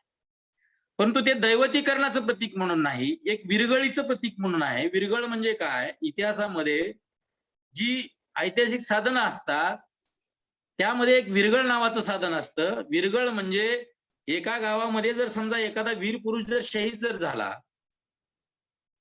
तर त्या शहीदाचं एक स्मारक म्हणून, त्या वीराचं एक प्रतीक म्हणून तो कोणत्या विद्येमध्ये निष्णात होता त्याच्या संदर्भानं एखादं शिल्प दगडावर कोरून ठेवणं त्याला आपण विरगळ म्हणतो. ज्या गावामध्ये विरगळी जास्त होत्या असं ते गाव वीरांचं गाव म्हणून, ते गाव शहीदांचं गाव म्हणून सुप्रसिद्ध असायचं. त्याचा तो प्रकार आहे. त्याच्यामुळं दैवतीकरणातून आपण बाहेर कसं आलं पाहिजे. आजचीच नाही तर आधुनिक पुस्तकांच्या माध्यमातून, आता मोबाईल आहे, इंटरनेटच्या माध्यमातून आपल्याला हे ज्ञान मिळू शकतं. आपल्याला सत्यवादी आणि वस्तुनिष्ठ ग्रंथ आपल्याला वाचता आले पाहिजे, ते लक्षात आलं पाहिजे. एक उदाहरण म्हणून आपल्याला सांगतो की स्वर्गवासी इंदिराजी गांधी यांनी या देशात आणीबाणी लादली आणि आणीबाणी लोकांना पसंत पडली नाही. त्याच्यामुळे त्यांचं सरकार पुढच्या निवडणुकीमध्ये पडलं. ते पडल्यानंतर ते 5 वर्ष 3 वर्ष काय गेल्यानंतर पुन्हा त्या प्रचारासाठी एकदा पश्चिम बंगालला गेल्या होत्या आणि पश्चिम बंगालमध्ये त्यांनी भाषण केलं. त्यांना असं वाटलं की आपल्या चुकांवर आपण पांघरून टाकू शकतो. त्यामुळं श्रीमती इंदिराजी गांधी यांनी भाषणाला सुरुवात केली. त्यांच्यावर आरोप होते त्यांच्या सरकारवर की आपलं सगळं सरकार जे आहे ते भ्रष्ट आहे, एकाधिकारशाही आहे. तेव्हा इंदिराजींनी सांगितलं त्यांच्या उत्तरामध्ये, ये देखो भाइयों, एक हाथ की 5 उंगलियां एक समान नहीं होती, एक समान नहीं होती. किसी ने अगर कुछ किया भी होगा तो उसकी सजा सबको देनी नहीं चाहिए. तर एक कृषक म्हणजे एक शेतकरी उठून उभा राहिला. जनता फार सजग असते ह्याचं उदाहरण आहे. तो उभा राहिला आणि त्यांनी सांगितलं इंदिराजींना कि ए देखो इंदिराजी, ये आपको भी मानना होगा, मुझे भी मानना होगा और सारी दुनिया को मानना होगा कि आपने कहा कि एक हाथ की 5 उंगलियां एक समान नहीं होती. ये जितना सही है उतना ही मेरा जवाब जो मैं दे रहा हूं वो सही है. एक हाथ की 5 उंगलियां एक समान नहीं होती, फिर भी खाते समय ये जगह आती. एका शेतकऱ्याचं उत्तर ऐकून इंदिराजी थक्क झाल्या. त्यांनी माफी मागितली. इंदिराजीचं फार मोठं व्यक्तिमत्व होतं, फार मोठ्या श्रेष्ठ वक्त्या होत्या. या श्रेष्ठ वक्त्या असल्या कारण त्यांच्या लक्षात आलं की हे शेतकरी फार हुशार आहेत, सजग आहेत. तशा पद्धतीनं जर इंदिराजी म्हणजे 8व्या दशकामध्ये जर एवढे लोक हुशार असतील तर आज आपल्याला खरं आणि खोट्यामधला फरक कळायला पाहिजे.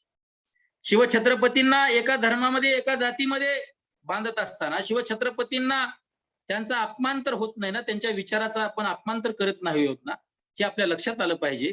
एका जातीमध्ये जरूर तुम्ही अभिमान बाळगा, आपल्या जातीमध्ये, आपल्या धर्मामध्ये, आपल्या महाराष्ट्रामध्ये शिवछत्रपतींचा जन्म झाला ह्याच्या विषयी जरूर आपल्याला अभिमान असावा, त्याची अस्मिता असणं साहजिक आहे. परंतु ह्याचा अर्थ असा नाही की ते दुसऱ्या धर्माच्या विरोधात होते. मुस्लिम धर्माच्या संदर्भाने चर्चा करत असताना मी आपल्याला सांगेन की आग्रा प्रसंगामध्ये काही महत्वपूर्ण व्यक्ती त्यांच्या सोबत होते. त्याच्यामध्ये मदारी मेहतर नावाचा एक मुस्लिम व्यक्ती होता. तो त्यांचा चाकर होता, तो सेवा करत होता, आपल्याला माहित आहे. आग्र्याच्या सुटकेमध्ये मदारी मेहतरची भूमिका आपल्याला माहित आहे. किती महत्वाचा रोल त्यांनी आणि हिरोजी फर्जंदांनी केलेला आहे.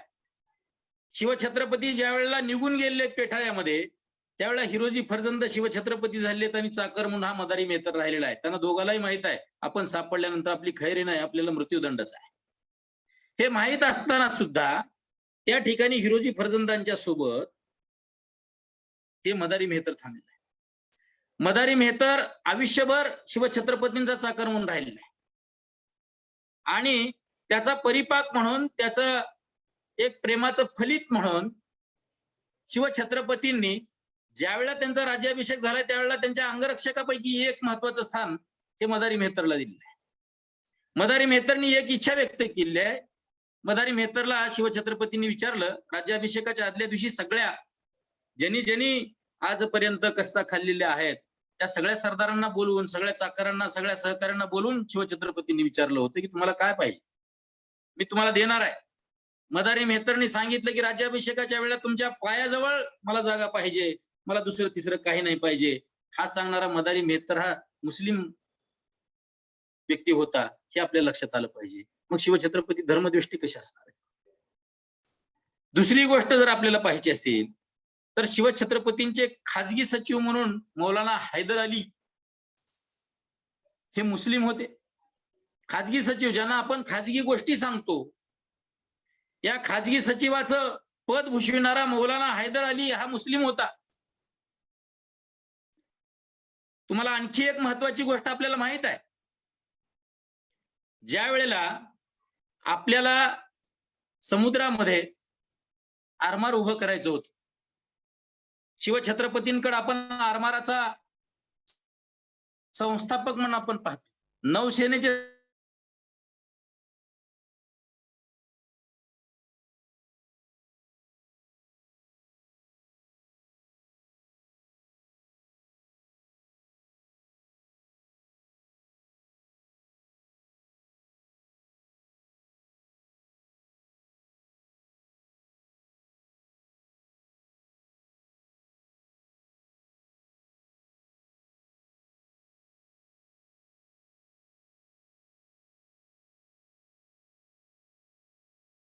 प्रकारचं आरमार आपण उभं करू शकत नाही. पाण्याला ओलांडून जाण्याचा किंवा समुद्राला ओलांडून जाण्याचा अधिकार आपल्या धर्माने आपल्याला दिलेला नाही, अशा पद्धतीने तत्कालीन ब्राह्मण मंडळीने, पुरोहितांनी त्यावेळेला शिवछत्रपतींना सांगितलं. परंतु दूरदृष्टी असलेल्या या राजाने त्यावेळेला एक युक्ती लढवली. त्यांनी सांगितलं की आपल्याला पोर्तुगीज डचांचा जो काही धोका आहे तो धोका हा समुद्रमार्गी आहे. तेव्हा आरमाराची उभारणी करण्याचं काम कुठल्या हिंदू व्यक्तीला जर दिलं तर तो जरा थोडासा कचरू शकतो. त्यावेळेला त्यांनी एक 10-12 लोकांची चर्चा केली. त्याच्यामध्ये दर्या सारंग नावाचा एक व्यक्ती होता, तो मुस्लिम होता. त्यांनी सांगितलं की मी आरमार प्रमुख म्हणून या ठिकाणी काम पाहीन आणि आपलं आरमार उभं करूनच मी आपल्याला आपलं तोंड दाखवीन. दर्या सारंग नावाचा मुसलमान आणि या दर्या सारंगाच्या ज्या आरमार दलामध्ये 80% मुस्लिम सैन्य होतं. मग मला काय म्हणायचं आहे की शिवछत्रपती हे एकाच धर्माचे आणि एका जातीचे किंवा धर्मद्वेष्टी असू कसे शकतात? ही गोष्ट आपण लक्षात घ्यायला पाहिजे, मुस्लिम बांधवांनी सुद्धा लक्षात घ्यायला पाहिजे. त्याचबरोबर शिवछत्रपतींचे वकील म्हणून काजी हैदर, ज्यावेळेला सालेरीची लढाई औरंगजेबासोबत झाली, सालेरीच्या लढाईमध्ये जे वितुष्ट औरंगजेबासोबत आलं, त्याच्यासोबत पुन्हा सल्ला मसलत करण्यासाठी त्यांनी काजी हैदर नावाच्या वकिलाला त्यांनी पाठवलेला. हा काजी हैदर नावाचा वकील जो आहे तो सुद्धा मुस्लिम आहे. त्याचबरोबर सिद्दी हिलाल आपल्या कुठल्याही राजांच्या कुठल्याही सेनेमध्ये घोडदळ, पायदळ हे अत्यंत महत्वाचे दल असतात. याच्यामध्ये सिद्धी हिलाल हा घोडदळाचा प्रमुख आहे आणि घोडदळ हे 1,05,000 होतं. त्याच्यामध्ये 58,000 मुस्लिम सैन्य होते. मग 58,000 मुस्लिम सैन्याचा प्रमुख स्वराज्यातील सगळ्या घोडदळाचा प्रमुख जर सिद्धी हिलाल नावाचा मुसलमान असेल तर शिवछत्रपती हे मुस्लिम द्वेष्टे कशावरून आपल्याला म्हणता येईल? तुम्हाला आणखी एक सिद्धी हिलालची गोष्ट सांगतो. ज्या वेळेला पन्हाळ्याला वेढा सिद्धी जोहरनी दिलेला होता, त्यावेळेला पन्हाळ्याला वेढा दिलेला असताना हा नेताजी पालकर सोबत सिद्धी हिलाल सुद्धा त्या ठिकाणी आला. त्याच्या मुलाला त्या ठिकाणी कैद करण्यात आलं. त्यांनी सांगितलं, महाराजांसाठी आमची उभी हयात आमचं परिवार जरी या ठिकाणी बलिदान जर दिलं तर महाराजांचे उपकार आमच्यावरची फिटणारे नाहीत. अशा पद्धतीत धर्मनिरपेक्षतेचं उदाहरण आपल्याला त्या ठिकाणी देता येतं. दुसरी गोष्ट आहे, विजापूरहून आलेले 700 पठाण हे महाराजांनी आपल्या सैन्यामध्ये घेतलेली होती. सैन्य वाढवायचं होतं. श्यामा खान नावाचा एक सरदार शिवछत्रपतींच्या दरबारामध्ये होता. विशेषत्वानं आणखी एक महत्वाची गोष्ट तुम्हाला सांगतो की तोफखान्याचा प्रमुख हा इब्राहिम खान होता. अहो मला सांगा, जर तोफखाना लढाईच्या टायमाला जर उलटा फिरवला असता, उलट्या जर तोफा जर फिरवल्या असत्या, त्या इब्राहिम खानाच्या जर मनात जर आला असतं तर आपलं सैन्य चटणीलाही पुरलं नसतं. परंतु शिवछत्रपतींनी त्यांच्यातलं जे स्वराज्य प्रेम आहे ते जाणलेलं होतं.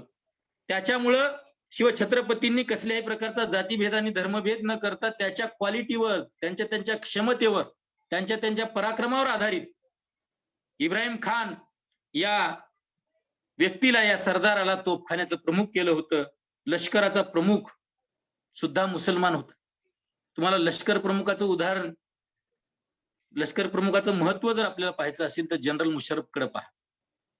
जनरल मुशर्रफनी काय केलं पाकिस्तानामध्ये, एक लष्कर प्रमुख काय करू शकतो, हे जर आपल्याला पाहायचं असेल तर आपल्याला जनरल मुशर्रफाचं उदाहरण आपल्याला पाहायचं. एखादा अंगरक्षक काय करू शकतो, अंगरक्षकाचं जर उदाहरण जर आपल्याला पाहायचं असेल तर शिवछत्रपतींच्या 31 अंगरक्षकापैकी 20 अंगरक्षक हे मुस्लिम होते. अंगरक्षकाचं महत्व जर आपल्याला पाहायचं असेल तर स्वर्गवासी इंदिराजींच्या व्यक्तिमत्वाकडे आपण पहा. काय करू शकतात अंगरक्षक, काय करू नाही शकत अंगरक्षक. तेव्हा एवढा विश्वास मुस्लिम धर्मियातील या सरदारांवर आणि व्यक्तींवर टाकणारा हा रयतेचा राजा मुस्लिम द्वेष्टा कसा असू शकतो? मग छत्रपतींना आहोत. नूरखान बेगम सरनौबत होता. सरनौबत हे अत्यंत महत्वाचं पद आहे. नूरखान बेगम हा मुस्लिम माणूस आहे आणि हा सरनौबत आहे. ज्या ज्या वेळेला युद्ध प्रसंग आले, नूरखान बेगमाची कामगिरी ही अत्यंत उत्कृष्ट राहिलेली आहे. मग शिवछत्रपतींचं धोरण जर आपण जर पाहिलं, तुम्हाला काफी खान नावाचा इतिहासकार आपल्याला माहित असेल. औरंगजेबाच्या दरबारामध्ये, मुघलांच्या दरबारामध्ये मुघलांचा इतिहासकार म्हणून काफी खानाचा उल्लेख आपल्याला करता येतो. नव्हे तर तो होता. औरंगजेबाच्या दरबारात राहणारा काफी खान म्हणतो की शिवछत्रपती हे माझे शत्रू आहेत, शिवछत्रपतींना मी शत्रू मानतो, परंतु शिवछत्रपती हे आपल्या आया बहिणींपेक्षा सुद्धा शत्रूंच्या आया बहिणींवर जास्त प्रेम करतात, त्यांचं संरक्षण करतात. अशा पद्धतीचा एक मुघल इतिहासकार काफी खान नावाचा मुस्लिम जर लिहून ठेवत असेल तर मला वाटतं की हे धर्मनिरपेक्षतेचं असं उदाहरण जगामध्ये कुठेही तुम्हाला सापडणार नाही. कुठल्याही राजाच्या दरबारामध्ये आपल्याला सापडणार नाही, कुठल्याही राजाच्या कारकिर्दीमध्ये आपल्याला सापडणार नाही. रायगडावर जसं जगदीश्वराचं मंदिर हिंदूंसाठी उभं केलं, तशाच पद्धतीचे रायगडावर मस्जिद उभं करण्याचं काम, मुस्लिम बांधवाला नमाज पढण्यासाठीचं काम, हे शिवछत्रपतींनी केलेलं आपल्याला त्या ठिकाणी दिसतं. आज शिवछत्रपती नाहीत, शिवछत्रपतींचा जयघोष करून मस्जिदींवर आपण गुलाल टाकण्याचा प्रयत्न करतो, मस्जिदींवर कपडा झाकला जातो. हे कशासाठी? ज्या शिवछत्रपतींनी कधी असं केलंच नाही त्यांचा जयघोष करून जर करता आपण मुस्लिम द्वेष्टपणा जर मनात आणून जर हिंदू मुसलमान जर आपण वैमनस्य जर पसरत असू तर शिवछत्रपतींच्या विचाराचा हा अपमान आहे, असं माझ्यासारख्या एका इतिहासप्रेमीचं मत आहे. हे कशासाठी? खरा इतिहास आपण केव्हा जाणून घेणार आहात? कल्याणच्या मुस्लिम सुभेदाराची सून ही अत्यंत देखणी आणि सुंदर असताना ज्यावेळेला दरबारात आणण्यात आली त्यावेळेला छत्रपती शिवाजी महाराजांना सरदारांनी सांगितलं की हे तुमच्यासाठी तोफा आहे, हे तुमच्यासाठी गिफ्ट आहे, भेटवस्तू आहे. त्यांनी ज्यावेळेला उघडून पाहिलं, अत्यंत सुंदर अशी स्त्री, विचारल्यानंतर तिने सांगितलं कल्याणच्या सुभेदाराची ती सून आहे. काकणचोळी करून तिला इज्जतीनं तिच्या सासरी पाठवण्याचं काम हे शिवछत्रपतींनी केलं. याच्यापेक्षा आणखी काय उदाहरण असू शकतं? युद्धात सापडलेल्या मुस्लिम स्त्रिया किंवा कुठलीही स्त्री ही बाटवली जाणार नाही, तिच्या अंगाला हात लागणार नाही. नव्हे तर मुस्लिम स्त्रिया जर त्या ठिकाणी सापडल्या, त्यांचे नातेवाईक जर त्या ठिकाणी जर आलेले नसतील तर नातेवाईक येईपर्यंत स्वतः छत्रपती शिवाजी महाराज हे स्वतःवर ती जबाबदारी घेत असत आणि मुस्लिम स्त्रियांना आपापल्या घरी सुखरूपपणाने पोहोचवण्याचं काम करत असत. छत्रपती शिवाजी महाराजांनी सगळ्या सरदारांना आणि सैन्यांना ताकीद दिली होती. मुस्लिमांचं शहर लुटत असताना, युद्ध करत असताना कुराण आणि स्त्री जर सापडली तर सन्मानाने त्या स्त्रीचं संरक्षण करून तिला घरी पोहोचवण्याची व्यवस्था करावी. आणि कुराण सापडलं तर आपण आपल्या सैन्यातील मुस्लिम लोकांपर्यंत ते पोहोचवण्याचं आपण काम केलं पाहिजे. एवढा धार्मिक आणि धर्मनिरपेक्षतेचा पुरस्कर्ता असलेला राजा आपल्याला जगाच्या इतिहासात दुसरा पाहायला मिळणार नाही. अफजल खान वधाच्या वेळेला आपल्याला आठवत असेल, आपण इतिहास वाचत असताना आपल्या लक्षात येत की ज्या वेळेला विजापूरहून अफजल खान मोठ्या सैन्यानिशी हा इकडं शिवछत्रपतींकडे निघालेला आहे, त्यावेळेला अफजल खान हा तुमच्यावर चालून येतोय, ही वार्ता ही कुठल्या लोकांनी, कुठल्या परकीय लोकांनी देण्यापेक्षा सगळ्यात महत्वाचं आपल्याला सांगतो की रुस्तमे जलाल नावाचा आदिलशहाच्या दरबारात असलेला एक सरदार, आदिलशहाचा चाकर म्हणजे अफजल खानाचा सुद्धा चाकर, हा रुस्तमे जमाल, या रुस्तमे जमालने शिवछत्रपतींना सांगितलं की अफजल खान हा खुंकार आहे, अफजल खानाचा बेत चांगला नाही, शिवछत्रपतींनी सावध राहावं. अशा पद्धतीचा संदेश पाठवणारा तो मुसलमान हा रुस्तमे जमाल हा शहाजी महाराजांचा मित्र रणुदुल्ला खान यांचा सुपुत्र होता. आणि एवढ्यापर्यंत तो बसला नाही तर रुस्तमे जमालनी जो आदिल विजापूर ते या जावळीमध्ये येण्याच्या प्रवासाचा जो कालावधी आहे 6 महिन्याचा, या 6 महिन्यामध्ये त्यांनी एक वाघनख बनवली आणि ती वाघनख अर्थात छत्रपती शिवाजी महाराजांनी अफजल खान भेटीच्या वेळेला ज्या वाघनख्या घुसवून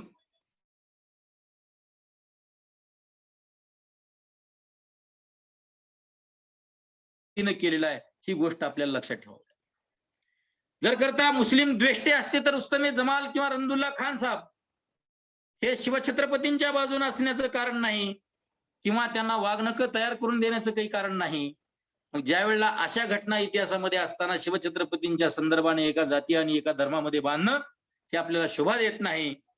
आपल्याला रांजाच्या ब्राह्मण पाटलाचा इतिहास आपल्याला माहिती, केवळ ब्राह्मण आहे म्हणून आपण त्याला सोडणं उचित नाही, तर एका महिलेवर, एका मुलीवर त्यांनी अत्याचार केलाय, त्याच्यामुळं त्याला कोलदंडा करून त्याचे हातपाय तोडण्याचं सजा देण्याचं काम त्या ठिकाणी केलंय. तुम्हाला सखुजी गायकवाड नावाचा एक सरदार शिवछत्रपतींचा होता. बेळवाडी नावाचं एक ठिकाण आहे, त्या ठिकाणी सावित्रीबाई देसाई नावाची किल्लेदार स्त्री होती. आणि या सखुजी गायकवाडाने ज्या वेळेला तिच्या किल्ल्यावर बेळवाडीच्या आक्रमण केलं त्यावेळेला या सावित्रीबाई देसाई नावाच्या मातब्बर स्त्रीनं तो किल्ला 2 महिने या सखुजी गायकवाडाच्या हाती लागू दिला नाही. तिने शर्तीची झुंज दिली आणि शर्तीची झुंज दिली, परंतु शेवटी तिचा पराभव झाला आणि सखुजी गायकवाडांनी उन्मादामध्ये येऊन त्या सावित्रीबाई देसाईंवर बलात्कार केला. ही घटना ज्या वेळेला महाराजांना समजते आहे, त्यांना बेळवाडीचा किल्ला जिंकल्याची गोष्ट त्यांना म्हणजे आनंददायी वाटली नाही, तर आपला सखुजी गायकवाड यांनी जी जबरदस्ती त्या सावित्रीमाईवर केलेली आहे त्याच्या संदर्भानं त्याचे डोळे काढून त्याला जन्मभर कैदेत टाकण्याचं काम त्या ठिकाणी शिवछत्रपतींनी केलं. त्याच्यामुळं कुठल्याही जाती धर्माच्या विरोधात शिवछत्रपती कधीही नव्हते, हे आपल्याला या ठिकाणी सांगण्याचा माझा उद्देश आहे. एक उदाहरण आणखी एक देता येईल की शिवछत्रपतींची जे चित्र उपलब्ध आहेत त्यामधलं एक सर्वोत्तम चित्र म्हणून आपण ज्या चित्राकडे पाहतो ते चित्र मीर मोहम्मद या मुसलमानांनी काढलेलं आहे. मीर मोहम्मद नावाच्या चित्रकारांनी ते चित्र काढलेलं आहे. मग मीर मोहम्मद नावाचा चित्रकार जर ते चित्र काढत असेल आणि लंडनच्या म्युझियम मध्ये ते चित्र जगाचं नेतृत्व करत असेल आणि सगळं जग जर त्यांना मान्यता देत असेल तर मला वाटतं याच्यापेक्षा पलीकडची गोष्ट आहे ती कोणती असणार. आणखी एक गोष्ट मला आपल्याला सांगायची आहे. ज्या वेळेला शिवछत्रपतींचं जे धर्मनिरपेक्ष धोरण आहे या धर्मनिरपेक्ष धोरणामुळं त्यांनी त्याला प्रजेला आपल्या रयत असं म्हटलेलं आहे. छत्रपती या नावाचा अर्थच असा होतो छत्र आणि पती. आपण पती म्हणजे सर्वसाधारणपणे नवरा असं गृहीत धरतो, परंतु नवरा असा त्याचा पूर्णतः अर्थ अभिप्रेत होत नाही. एका शब्दाचे अनेक अर्थ असतात. जर पती म्हणजे नवरा असेल तर राष्ट्रपती म्हणजे राष्ट्राचा नवरा का? त्याच्यामुळं पती हा शब्द जो आहे तो संस्कृत शब्द आहे. छत्रपती, छत्र म्हणजे कोण? एखाद्याचे पालक जर वारले, आई वडील जर निघून जर गेले किंवा पालनकर्ते जर निघून गेले तर आपण म्हणतो याचं छत्र हरवलंय. छत्र म्हणजे पालकत्व आणि पती म्हणजे पालन करणारा. जर प्रजेचं पालन करणारा अर्थात छत्रपती, जे यापूर्वी कुणीही छत्रपती झालेलं नव्हतं. जगाच्या इतिहासातला पहिला हा छत्रपती आहे जो रयतेचा राजा आहे, ज्यांनी रयतेकडे पाहून राज्यकारभार केला, नव्हे तर रयतेच्या सुखदुःखामध्ये सामील होण्याचं, सहभागी होण्याचं काम जर कोणी केलं असेल तर छत्रपती शिवाजी महाराजांनी केलंय. त्याच्यामुळं छत्रपती हे म्हणजे छत्र धरणारा, पालन करणारा हा अधिपती या नात्यानं छत्रपती असं त्यांना नामाभिधान त्या ठिकाणी करण्यात आलेलं आहे. त्यामुळं शिवछत्रपतींचं धोरण आपल्याला अवलंबत असताना सातत्यानं आपण सजग राहिलं पाहिजे. छत्रपती कधीही गाफील राहिलेले नव्हते. मी अगदी 2 मिनिटांमध्ये मी माझ्या वाणीला विराम देणार आहे. एक उदाहरण आपल्याला देतो. शिवछत्रपतींनी हे सगळं केलं. धर्मनिरपेक्षता धोरण अवलंबत असताना अफजल खान वधाचा एक प्रसंग आपल्याला आठवत असेल की अफजल खानाचा ज्यावेळेला कोथळा बाहेर काढला त्यावेळेला कृष्णाजी भास्कर यांनी शिवछत्रपतींवर वार केला. जो औरंगजेबाचा वकील, जो अफजल खानाचा वकील होता, त्यांनी वार केला. त्यावेळेला जर गो ब्राह्मण प्रतिपालक जर छत्रपती शिवाजी महाराज असते, जर ब्राह्मणांचे प्रतिपालक पालन करते असते, तर कृष्णाजी भास्कर कुलकर्णींना हे लक्षात आलं नव्हतं का की बाबा हे ब्राह्मणांचे प्रतिपालक आहेत, पालन करते आहेत, तेव्हा यांच्यावर वार आपण कसा करावा. त्यामुळं धार्मिक आणि जातीवादी लढा नव्हता देता येईल. ज्यावेळेस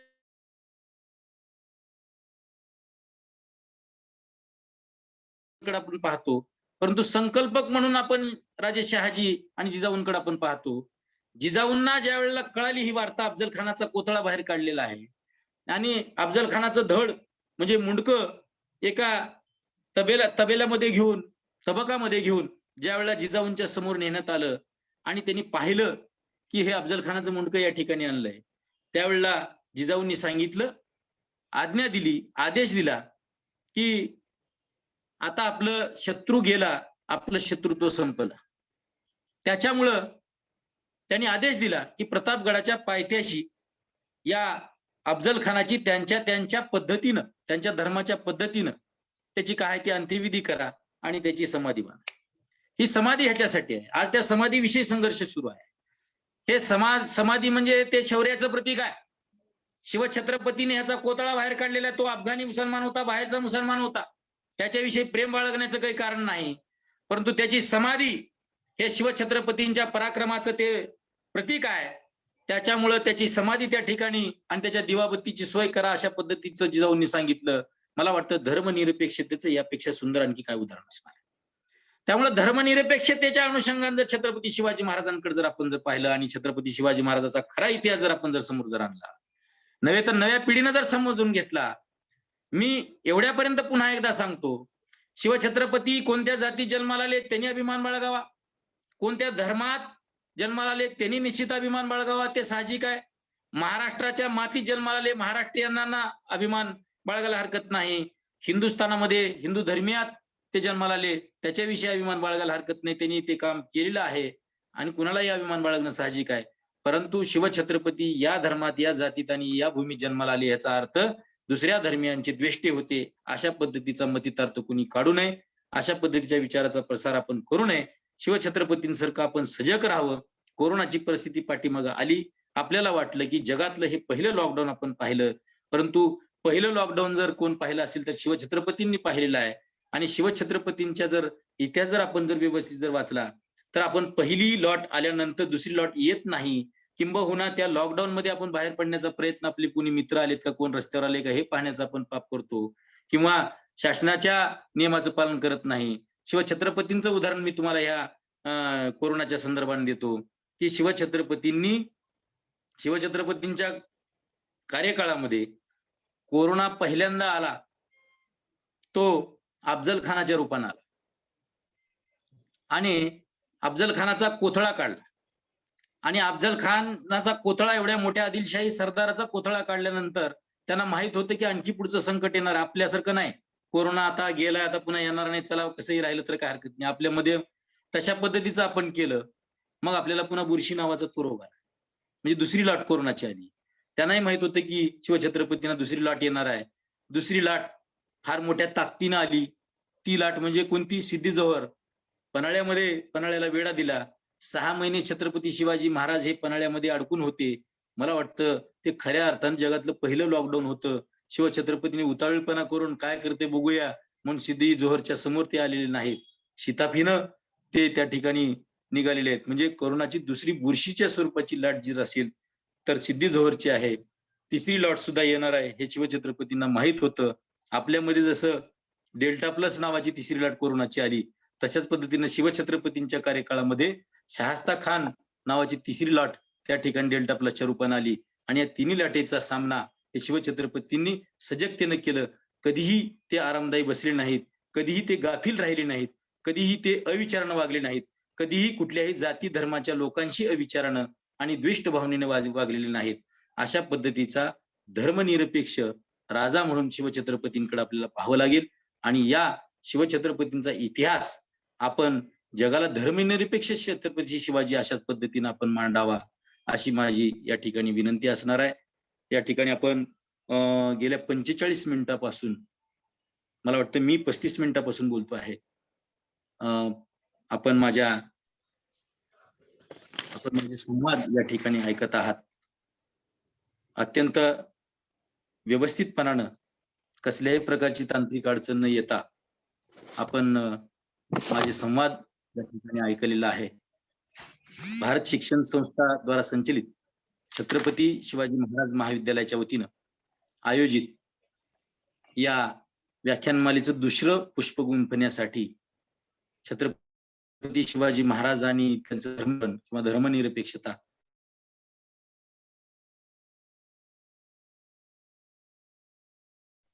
आणि एवढ्या मोठ्या प्रमाणामध्ये आपण सर्व रसिक श्रोते इतिहासप्रेमी उपस्थित आहात, त्याबद्दल मी संस्थेचे सगळे पदाधिकारी आणि सर्व प्राध्यापक वृंद, कर्मचारी वृंद, माझे सस्ने मित्र सन्मुखजी मुच्छट्टे सर, या सर्वांचं मी मनपूर्वक धन्यवाद व्यक्त करतो आणि याच ठिकाणी वाणीला विराम देतो. धन्यवाद. धन्यवाद विवेक. धन्यवाद सर. छत्रपती शिवरायांना समजून घेण्यासाठी अतिशय सुंदर शब्दामध्ये शिवरायांचा तुमचा सर्व प्रेक्षकांना आपण पुन्हा एकदा छत्रपती शिवराय समजून घेण्यासाठी एक फार सुंदर असं व्याख्यान आपण या ठिकाणी दिलेलं आहे. यानंतर या व्याख्यानमालेचा अध्यक्षीय समारोप करण्यासाठी मी आमच्या महाविद्यालयाचे उपप्राचार्य डॉक्टर संजय अस्वले सर यांना विनंती करतो की त्यांनी आजच्या या दुसऱ्या व्याख्यानाचं अध्यक्षीय समारोप करावं. Doctor Sanjay Aswale sir. धन्यवाद सर. सर्वात प्रथम मी भारत शिक्षण संस्था परिवाराच्या वतीने आमच्या महाविद्यालयाच्या वतीने विवेक सैताडकर सरांचं अभिनंदन करतो. ज्या उद्देशानं आज आम्ही आमच्या भारत शिक्षण संस्थेचे उपाध्यक्ष आश्लेष भैया मोरे यांच्या वाढदिवसाच्या निमित्तानं गेल्या वर्षीपासून सुरू केलेली ही समाज प्रबोधनपर मालिका व्याख्यानाच्या माध्यमातून हे आजचं आपण दुसरं पुष्प गुंफलं आणि खऱ्या अर्थानं छत्रपती शिवराय आणि धर्मनिरपेक्षता याच्याबद्दल आज आपण सर्व एका द्विधा मनस्थितीमध्ये आहोत. छत्रपती शिवाजी महाराज की जय म्हणायचं, घोषणा द्यायचं आणि शिवाजी महाराजांनी जे काही केलं नाही ते मात्र आता होत आहे अशी खंत आपण आपल्या व्याख्यानातून एका स्टेटमेंटमध्ये दिली. आणि म्हणूनच खऱ्या अर्थानं आपल्याला आज धर्मनिरपेक्षता आणि छत्रपती शिवराय काय होते हे आपल्याला समजून घेणं ही काळाची गरज आहे. आणि त्या माध्यमातून आमचे हे तरुण, आमचे हे विद्यार्थी, युवक विद्यार्थी यांना खऱ्या अर्थानं भावी पिढी आहे, भावी पिढीचे ते आधारस्तंभ आहेत. आणि त्यांना जर हा धर्मनिरपेक्षता आणि छत्रपती शिवाजी महाराजांचं धर्मनिरपेक्षता हा जर फरक कळला तर देशामध्ये खऱ्या अर्थानं धर्मनिरपेक्षता येईल असं मला वाटतं. आपण अतिशय सुंदर असा छत्रपती या शब्दाची फोड आमच्या ह्या विद्यार्थ्यांना केली. खरंच आहे की जगामधला एकमेव राजा आहे की ज्याला छत्रपती ही पदवी दिली, ही रयतेने दिली, कारण प्रजेचं पालन करणारा असा एकमेव हा राजा. 18 पगड जातीच्या लोकांना एकत्रित घेतलं, केवळ एखाद्या जातीचा माणूस म्हणून किंवा फक्त केवळ मराठा म्हणून जन्माला आलो आणि मुस्लिमांचा विरोध केला, अशा पद्धतीची जी भावना आज धर्मनिरपेक्षतेच्या माध्यमातून जगामध्ये चालू आहे किंवा आपल्या देशामध्ये चालू आहे, त्याच्याबद्दल आपण दिलेले दाखले खरोखर अभ्यासण्यासारखे आहेत, विचार करण्यासारखे आहेत.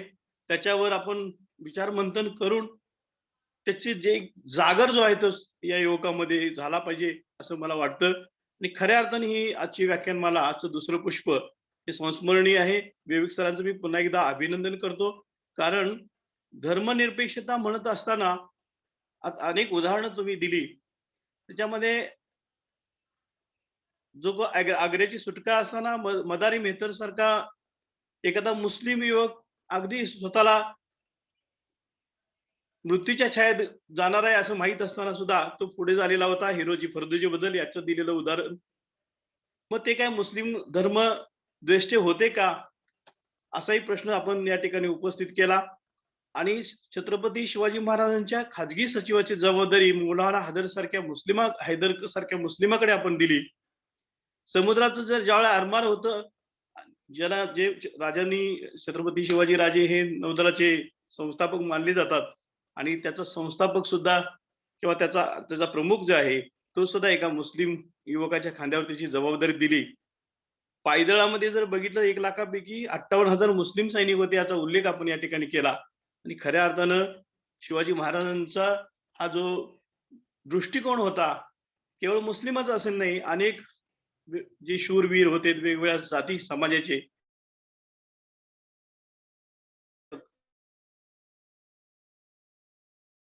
सर्व धर्माच्या लोकांना त्यांनी त्याच्यामध्ये एक न्याय देण्याचं काम या निमित्ताने केलं. एवढंच काय, जे लंडनच्या म्युझियम मध्ये ते चित्र आपण अगदी अभिमानानं सांगत असतो ते सुद्धा मीर मोहम्मद सारख्या मुस्लिम चित्रकारानं काढलं, याचाही या ठिकाणी आपण उल्लेख केला. मला असं वाटतं की आजच्या परिस्थितीमध्ये या धर्माच्या नावावर हे जे काही युवक पिढी बर्बाद होत आहे यांना जागृत करण्याचं काम आपण खऱ्या अर्थानं आज या ठिकाणी फुल ना फुलाच्या पाकळी जशी म्हणतो त्याच पद्धतीनं एक चिंगारी टाकण्याचा प्रयत्न आपण केलेला आहे.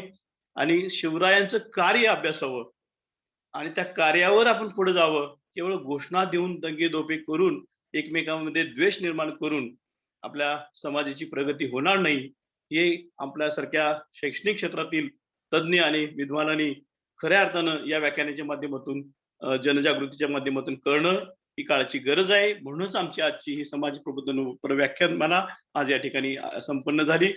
आपण आलात, अति सुंदर असं मार्गदर्शन या ठिकाणी केलं त्याबद्दल मी पुन्हा एकदा आमच्या भारत शिक्षण संस्था समूहाच्या वतीनं आपलं हार्दिक असं आभार व्यक्त करतो, तुमचं अभिनंदन करतो आणि मी माझा अध्यक्षीय समारोप थांबवतो. धन्यवाद. तोरे सर. धन्यवाद सर. आजच्या पिढीला योग्य मार्गावर घेऊन जायचं असेल तर छत्रपतींचा धर्मनिरपेक्ष दृष्टिकोन हा आपल्याला सर्वांनी अंगी बाळगला पाहिजे असा एक सुंदर संदेश आजच्या या व्याख्यानामधून आपल्या सर्व प्रेक्षकांना मिळालेला आहे. आज दुसरं पुष्प गुंफण्यासाठी विवेक सौताडेकर सर लातूरवरून या व्याख्यानासाठी आम्हाला वेळ दिला त्याबद्दल महाविद्यालयाच्या वतीनं सर्वप्रथम मी त्यांचे आभार मानतो. आमच्या भारत शिक्षण संस्थेचे अध्यक्ष सन्माननीय अमोलजी भैया मोरे, उपाध्यक्ष ज्यांच्या वाढदिवसानिमित्त आपण हा व्याख्यानमालेचा कार्यक्रम घेत आहोत ते सन्माननीय अश्लेषजी भैया मोरे, आमच्या संस्थेचे संचालक सन्माननीय अजिंक्यदादा मोरे, सर्व मोरे परिवार, भारत शिक्षण संस्थेचे सर्व संचालक मंडळ, महाविद्यालयाचे प्राचार्य डॉक्टर घनश्याम जाधव सर, सर्व शाखांचे उपप्राचार्य, विभाग प्रमुख, प्राध्यापक आणि गावातील इतरही मंडळी आजच्या या व्याख्यानाला उपस्थित राहिले त्याबद्दल त्या सर्वांचे आभार मानून उद्या सन्माननीय श्रीपालजी सबनीस सरांचं व्याख्यान आपण शेड्यूल टाईम 7:30चा दिलेला आहे, परंतु सरांनी सांगितलं आहे की उद्याचा व्याख्यान आपण सकाळी थोडं लवकर सायंकाळी सुरू करू म्हणून उद्याचं व्याख्यान सायंकाळी 7 वाजता सुरू होईल. तर उद्या सर्वांनी संध्याकाळी 6 वाजता अखिल भारतीय मराठी साहित्य संमेलनाचे माजी अध्यक्ष सन्माननीय श्रीपाल सबनीस सरांना ऐकण्यासाठी उद्या सर्वांनी एकत्र यावं अशी विनंती करून आजच्या व्याख्यानाचं हे दुसरं पुष्प या ठिकाणी संपन्न झालं आणि विवेक सौताडेकर सरांचे विशेष आभार या ठिकाणी व्यक्त करून आजचं व्याख्यान संपन्न झालं असं मी जाहीर करतो. सर्वांचे खूप खूप आभार.